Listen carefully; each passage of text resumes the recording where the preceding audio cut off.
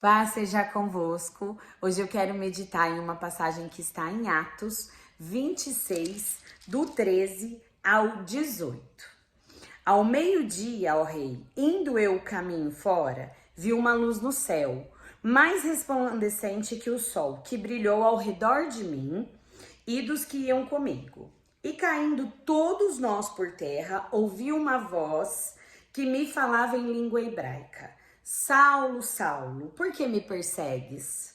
Dura coisa é recalcitares contra os aguilhões. Então eu perguntei: Quem és tu, Senhor? Ao que o Senhor respondeu: Eu sou Jesus, a quem tu persegues. Mas levanta-te e firma-te sobre teus pés, porque por isto te apareci, para te constituir ministro e testemunha, tanto das coisas em que me viste, como daquelas pelas quais te aparecerei ainda, livrando-te do povo e dos gentios, para os quais eu te envio, para lhes abrires os olhos e os converterdes da treva para a luz e da potestade de Satanás para Deus, a fim de que recebam eles remissão de pecados e herança entre os que são santificados pela fé em mim. Essa passagem, ela mexeu muito comigo, mexeu muito no meu coração, porque eu já tinha ouvido outras vezes, mas o Senhor falou comigo: você lembra como foi o dia que nós nos encontramos verdadeiramente? Porque assim, quando ele diz aqui: Saulo, Saulo, por que me persegues? Quantas vezes a gente não persegue Jesus quando a gente não tá na luz? Ou pelo menos a gente não persegue os cristãos ou aqueles que estão levando a palavra porque nós não concordamos. Então eu acho que nós todos temos um pouquinho aí de Saulo, se nós pararmos para analisar com honestidade. Eu falo que pra gente olhar para si com honestidade dói. E às vezes a gente não olha, a gente prefere olhar para o outro, falar: não, o outro é o Saulo, eu não. Nunca fui o Saulo, eu só sou o Paulo. E não é bem por aí. E eu tava meditando nessa passagem e o Senhor falou para mim que quando eu tive um encontro com ele que foi muito forte, que não tinha como negar que era ele, eu também caí, né? E quando eu vi Jesus, eu falo que é impossível desver. Você tem certeza absoluta que você viu Jesus, que você foi tocada. Você não consegue ficar em dúvida. Não é uma coisa que você fala: não, eu acho. Não, você tem certeza absoluta. Ele testifica no teu espírito.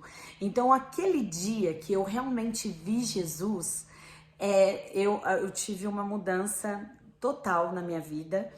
Mas por quê? Porque eu tenho certeza que é impossível desver. Você pode até optar depois em caminhar de outra forma, mas que é impossível desver é impossível. Não tem como ter um encontro com Jesus e não ter certeza. E aí, quando ele fala aqui, ó: mas levanta-te e firma-te sobre os teus pés, porque para isso te apareci, para te constituir ministro e testemunha. Nossa, mas Deus falou comigo tão claramente, porque quando eu caí aos pés de Jesus mesmo, primeiro eu tive um encontro com ele. Sem saber o que fazer, eu não sabia se eu ia fazer, né? Eu não tinha certeza de quais seriam os meus próximos passos. Até que veio uma enfermidade na minha casa, que foi uma enfermidade muito grave, que levou meu marido para UTI e que eu não sabia mais o que fazer. Eu já tinha tido um encontro com Jesus dias antes e depois veio essa doença e eu me peguei sem saber o que fazer. E ele disse para mim: levanta-te, põe sobre seus pés, que eu vou te direcionar. E foi muito forte. A minha tia esteve aqui comigo, ela é cristã, convertida há 25 anos, se eu não me engano, ou até mais. Uma mulher de Deus, uma mulher que pegou na minha mão, que me levou a Deus, a Jesus, que me ensinou sobre os princípios. Ela me ensinou até a orar. Eu não sabia nem orar, eu só sabia rezar. Eu não sabia fazer uma oração. Eu mal sabia conversar com Deus. Eu achava que eu não podia falar com Ele. Eu achava que eu tinha que entrar com muita, sabe? Não era como é hoje. Hoje eu chamo Jesus para tudo. E eu aprendi o como falar com Deus. Eu aprendi a adorar a Deus. Eu aprendi a me entregar para Deus. Eu aprendi a derramar, né, a minha adoração ao Senhor. E isso tudo foi muito importante nessa minha caminhada. E aqui eu falo que longe de mim achar que eu vou ser um Paulo. Talvez eu faça grandes coisas como Paulo fez, porque Deus, ele usa todos, então ele não faz acepção de pessoas. Então também não quero ser, ai, coitadinha de mim, não, pelo contrário, eu tenho grandes expectativas no que o Senhor pode fazer através da minha vida, mas é tudo sobre Ele. Só que ele diz, firma-te de pé, primeiro a gente tem que levantar. Eu tenho certeza que para Deus ele falar com a gente tem que levantar. Assim ele fez com Eliseu na caverna, assim ele fez com um monte de outras pessoas que estão na Bíblia. Eu não sei citar todos os versículos, eu ainda estou no processo, eu ainda estou aprendendo, mas eu vejo que primeiro ele põe todo mundo de pé. Ele falou para Jó, cinge os seus ombros, fala comigo como homem. Então, Deus não aceita o nosso coitadismo. E quando eu tava passando por essa situação, que pra mim foi uma situação muito difícil, a hora que eu olhei pra Jesus, eu falei, Senhor, o que vai ser de mim? Meu marido na UTI, 3 filhos, eu estou nova ainda, né? Eu ainda sou uma mulher que tem muita vida pela frente, segundo, né, se for morrer natural. Como que eu vou ficar com 3 filhos sozinha para criar tudo isso? E a minha casa, ele é o sacerdote da minha casa, ele é o provedor da minha casa. Como é que vai ser isso? E Deus falou para mim, primeiro fica de pé. Primeiro levanta, chega de chorar, chega desse mimimi, porque para começar eu não sou muito de mimimi, né? Eu sabia que muita coisa era consequência da nossa do nosso estilo de vida, o que estava acontecendo na questão da saúde dele. E aí depois eu fui aprender sobre o mundo espiritual, que eu também não conhecia, e sobre as legalidades que a gente dá para que o inimigo possa agir na nossa vida, na nossa casa. Eu achava que a gente não tinha as legalidades que a gente descobriu depois, caminhando na presença do Senhor. Mas primeiro ele me pôs de pé, primeiro ele me pôs forte, primeiro ele falou, chega de chorar, pode chorar. Mas chora na hora que você for dormir, chora enquanto estiver acontecendo alguma coisa, chora a hora que veio alguma notícia, mas depois me põe de pé. E a minha tia toda vez falava, Camila, não dá tempo de chorar. Ela falava sempre isso pra mim. Não é hora de chorar. Depois você chora. Agora a gente precisa resolver isso. Agora a gente precisa jejuar. Agora a gente precisa fazer essa oração. Agora a gente precisa fechar essa brecha. Agora precisa mudar não sei o quê. E ela me punha sempre de pé. E não dava muito tempo de chorar mesmo não, porque estava acontecendo tudo muito rápido, o caso era muito grave e todo dia vinha uma notícia pior. E ao decorrer do tempo eu vou contando para vocês o que aconteceu, mas foi uma coisa que me abalou muito. E essa doença foi a que verdadeiramente me firmou na presença do Senhor. Depois que nós descobrimos essa doença e nós vimos o agir de Deus na nossa casa, na nossa vida, fomos conhecendo do mundo espiritual, encontramos a nossa igreja, tivemos um apoio espiritual para caminhar nesse caminhar. E nos posicionamos, porque de nada adianta vir uma pessoa de fora tentar te ajudar, você escutar uma passagem, você ter um bom pastor e você não se posicionar. Na palavra diz, levanta-te e põe-te de pé. E aí ele fala que eu ainda vou fazer muitas coisas e você vai ser minha testemunha. E aí depois ele continua, livrando-te do povo, dos gentios, para os quais eu te envio. Ele ainda já tinha prometido que era para ele ficar de pé, que Deus ia livrar ele dos gentios, né? E aí ele fala, para lhes abrires os olhos e converteres da treva para a luz e da potestade de Satanás para Deus. Todos nós temos que ser luz. Todos nós recebemos a luz de Cristo. Quando nós nos encontramos aqui, ele teve a luz, né? Que ele até ficou cego 3 dias.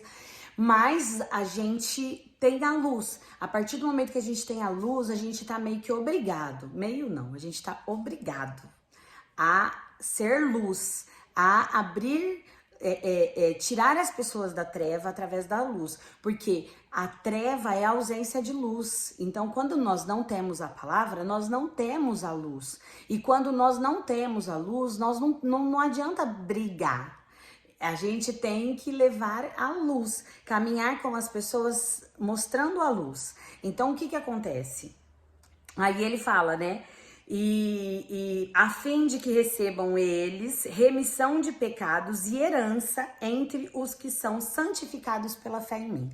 Primeiro, nós precisamos ter a fé em Jesus para que nós possamos ser santificados.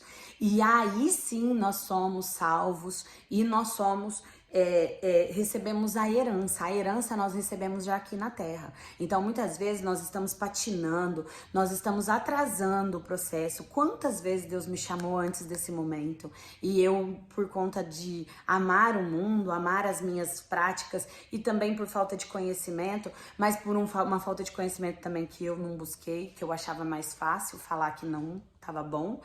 Então, por muito tempo, eu atrasei esta herança, esta presença do Senhor na minha vida, na minha casa. E aí, eu quero só terminar dizendo o versículo 20, que ele diz assim, ó: mas anunciei primeiramente aos de Damasco e em Jerusalém, por toda a região da Judéia, e os gentios que se arrependeram e se converteram e se convertessem a Deus, praticando obras dignas de arrependimento.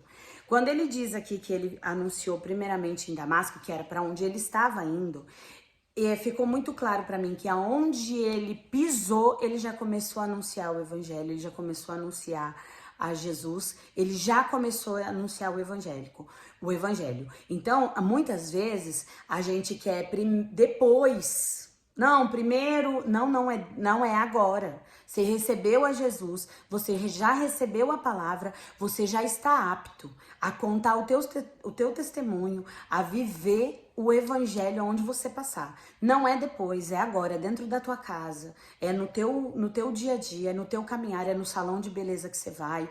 Olha, eu posso citar inúmeras pessoas que a gente escuta testemunho de que fizeram grandes coisas e que não apareceram na mídia, mas que estiveram ali, ó, convertendo de pouquinho em pouquinho a sua região. Então, se você tem uma oportunidade de falar de Jesus e não fala, é porque você precisa verdadeiramente ter esse encontro com Jesus. Porque por onde nós passarmos, nós podemos falar a palavra dele. E aí ele diz que primeiro ele falou em Damasco, depois em Jerusalém, em toda a região da Judéia.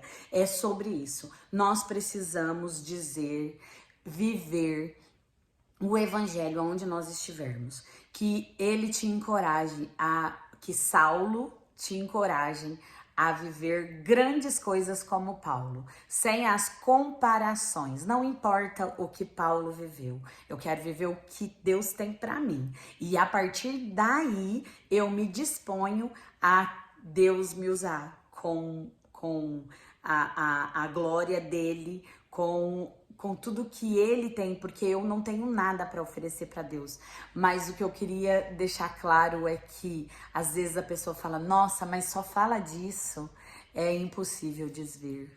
É impossível. Eu tenho certeza que é impossível desver Jesus. Então, a partir do momento que você vê Jesus, que você caminha com ele, não há mais como desver. E eu dou glória a Deus por isso, porque a minha casa foi transformada, a minha vida foi transformada, os meus motivos de viver foram transformados e eu tenho colhido a presença, a paz que excede todo entendimento. A minha casa tem sido um lugar onde Jesus é presente. E eu acho que para mim não tem preço. Não tem preço. Eu posso dizer com propriedade que eu estou vivendo o melhor desta terra. E ainda tem muita coisa para acontecer. Um beijo, fica com Deus e, palavra. Pega a palavra, vai fazer o teu devocional, que Jesus fala com a gente. Essa palavra é viva, o autor tá junto cada vez que a gente vai meditar sobre ela. Até a próxima!